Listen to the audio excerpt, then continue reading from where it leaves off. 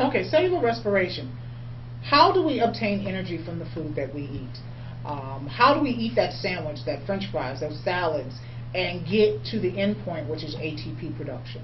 Now, first we want to look at how people such as sprinters, basically, they're made and designed to compete in a particular type of activity, whereas a marathoner is made to compete in a particular type of activity. Well, what's the difference? It's mostly when we look at the muscle differences in these athletes. Those people who are sprinters have a much more defined muscle mass. For example, our friend Usain Bolt here on the right-hand side. And then we have those marathoners on the left who have not as much a defined muscle, but does not mean that they're not in excellent health. They have a totally different physique. Their body is made for endurance. And so as we look at this, basically the muscles that move our legs, there are two main types, and this is with all types of muscles. We have either a slow twitch fiber or we have a fast twitch fiber. Now those that are slow twitch, their muscle contraction lasts much longer. It does not generate a lot of quick power as we see with our marathoners, and they are capable of generating ATP using oxygen, known as aerobic respiration. Whereas our fast twitch fibers, basically they're going to contract more quickly and powerfully, they're going to fatigue more quickly, and therefore they can generate ATP without even using oxygen because it happens so quickly. This is known as an anaerobic respiration. And so when we look at all of our human muscles, we're going to contain both fibers, but they're going to be conditioned to contain different ratios of each. And so that's the difference between a sprinter and a marathoner. A sprinter is conditioned to have a lot more fast twitch, whereas a marathoner is conditioned to have a lot more slow twitch. So let's look at how the body is going to get this energy, and what's the difference between this anaerobic and that aerobic respiration we talked about with the difference between fast and slow twitch muscles. Animals are going to depend on plants, our producers, to convert that sunlight into chemical energy. And so therefore we can consume that and other organic molecules and get the energy that we need. The process that plants go through is photosynthesis. Again, using light energy to make chemical energy so that we can get those end organic molecules such as carbohydrates. Now plants are producers. They and other organisms are known as autotrophs or self-feeders. Those make their own organic matter from inorganic nutrients. We are known as heterotrophs. We are other feeders. We're going to feed off of other things. We're consumers. And so there are us, other animals, other different types of organisms such as fungi. We can't make our own organic molecules, and so therefore we have to consume other things that can do this conversion process. And so as we see here, we have a diagram that's going to show the difference between the autotrophs, how they convert food into the organic compounds and oxygen, and so then we come in and take that material and we produce water and carbon dioxide, which is then recycled by the autotrophs. Again, this ties into that slide that we talked about in the very first week of class. Our producers, consumers, decomposers, producers, basically the ecosystem depends on them for food. We as the consumers, we are considered as heterotrophs because we eat plants and other animals. We can't produce our own organic molecules. And so now let's start off with photosynthesis. If we look at photosynthesis, photosynthesis requires carbon dioxide, which is going to be obtained from the air by the plant's leaves through the stomata. Water, which is going to be obtained by the plant through its root system. And those are both byproducts of aerobic cellular respiration that comes from us as humans. We breathe out carbon dioxide, we release water. Again, the plants are going to take that and utilize it for photosynthesis. Another thing they need will be the chloroplast. And so these chloroplasts are going to gather the light energy, and then it's going to rearrange that carbon dioxide and water molecules to make things such as sugars, different organic molecules, and oxygen gas. And so as we see here, We have light that comes in. Our plant is going to use that, the carbon dioxide and water, to produce oxygen. It is also going to provide us with energy by the production of carbohydrates. All right? So now this bunny has its carbohydrates. Well, what happens from here? It's going to go through either an aerobic respiration process or an anaerobic respiration process, part of cellular respiration. Aerobic means that oxygen is going to be consumed while ATP is being made. The general equation for this would be glucose plus oxygen is going to yield carbon dioxide, water, and ATP. Anaerobic respiration, on the other hand, does not have oxygen. Instead of oxygen, it has to have an inorganic molecule that's going to pick up any electrons. No air. And so therefore, for example, fermentation, which we look at with the formation of lactic acid in our muscles after workouts, alcoholic fermentation, the making of liquor, wine, beer, etc., that is all an anaerobic respiration process.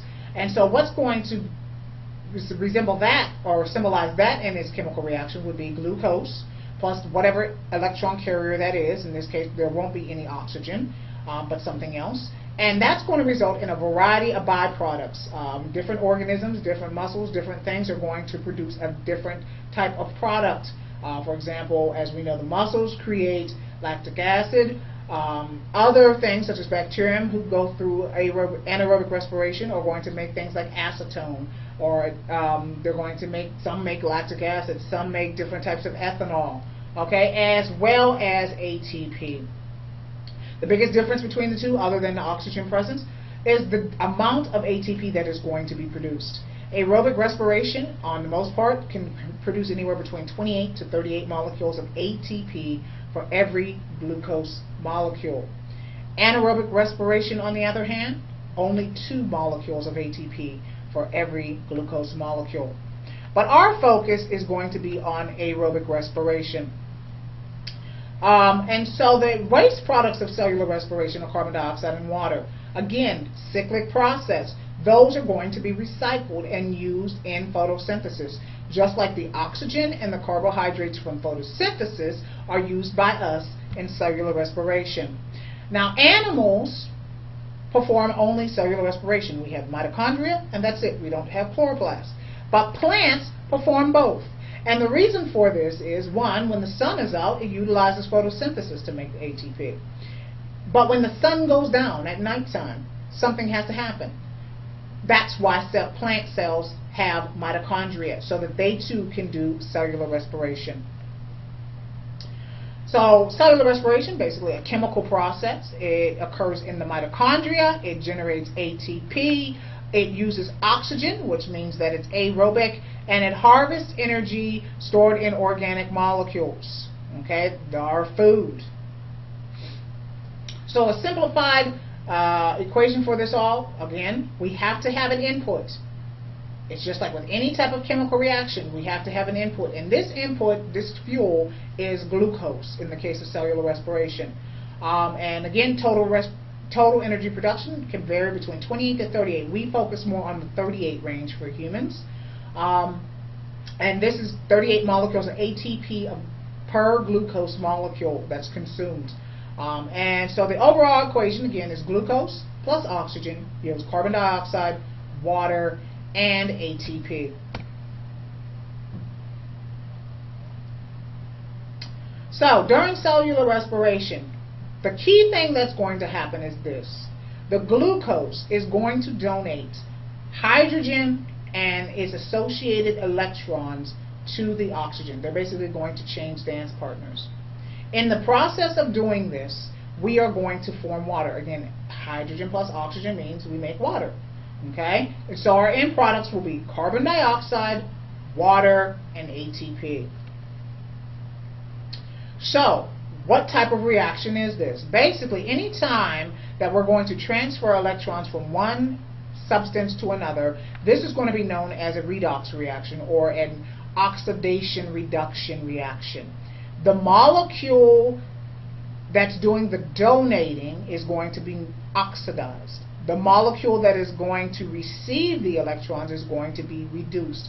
Think of it in the terms of it's being taken to a more negative state. It's being reduced down. And so what happens is that these electrons are going to be transferred from glucose over to oxygen. Okay? And now they're present on the oxygen. Okay? In the process, the glucose is oxidized, meaning that it loses the electrons. The oxygen is reduced, meaning that it gains the electrons. And so in this conversion or transfer, energy will be made. Now these redox reactions basically in cellular respiration represent kind of like a controlled fall of electrons. These electrons you'll be hearing me talk about referred to as pennies. And so it's like these pennies were falling down the steps. A jar fell over, the pennies fell, and now it's our job to put them back into the jar, to pick them up. And once we get enough change, we're going to cash them in for the real moolah. Who wants to carry a bunch of pennies and change around? You want the cash, the solid, the dollars, the folding stuff, right? And so to move those electrons down from off the steps, pick them up off all the steps, it's going to require several different things to occur. So taking it from glucose to oxygen involves many steps. One of those steps is going to involve picking up those electrons so that they can be shuttled or transferred to different things. These acceptors are known as NAD and FAD, nicotinamide adenine dinucleotide and flavin adenine dinucleotide. NAD is the high energy electron acceptor. FAD is important but not as much. It's not going to pick up as much material as NAD will. And so once these two molecules pick up the electrons, of course there's going to be a hydrogen with them. NAD is going to convert to NADH. FAD is going to convert to FADH2. So once we picked up all these electrons, or NAD and FAD have picked up all these electrons, well, what do we want to do? Our job now is to go to the bank. What happens when we have all these pennies in our pockets? Well, we're kind of uncomfortable. We don't want to carry this heavy bag. We want to get rid of them, and so we go and we take them, say, to Coinstar. We cash them in. And so once we cash them in, we get the dollar bills. Well, where do cells bank? They don't go to PNC or to Mellon Bank. They're going to go to what is known as the electron transport chain. And this electron transport chain is a bunch of redox reactions. And what's going to happen at the end of it all is where the majority of all our ATP is produced. So, the 3 stages of cellular respiration, basically, we're going to start off with glycolysis. Then we go into citric acid cycle, also known as the Krebs cycle, to the intermediate phase and the Krebs cycle proper of this particular step. And then after Krebs cycle is over, we now go into the electron transport chain, which is also known as oxidative phosphorylation. This electron transport chain has 2 occurrences. We have chemiosmosis, which means chemical osmosis. Something is going to be moved across the membrane chemically. And we have the ATP synthase. Looking at the name, it is where ATP is going to be synthesized.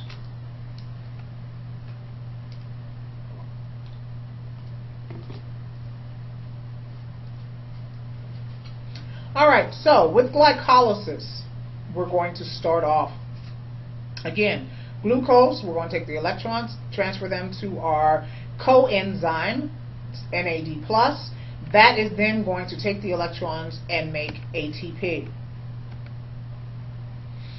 Glycolysis. Well, first, glycolysis starts off in the cytoplasm. So that glucose is going to be in the cytoplasm. It is going to go from a 6-carbon molecule to 2 3-carbon molecules known as pyruvic acid. All right. In this conversion, we're going to get rid of electrons, and so those have to be picked up by our coenzyme NAD to make NADH. All right. So that glucose is our input. The output would be 2 3-carbon pyruvate molecules. As you see here, we have the 2 pyruvate molecules being made from the glucose.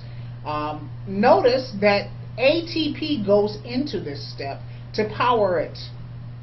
And so now we take from the conversion of those 2-pyruvate molecules, that NAD is going to come in and pick up those electrons, and as it picks up those electrons, again, we're phosphorylating that pyruvic acid and giving off more ATP.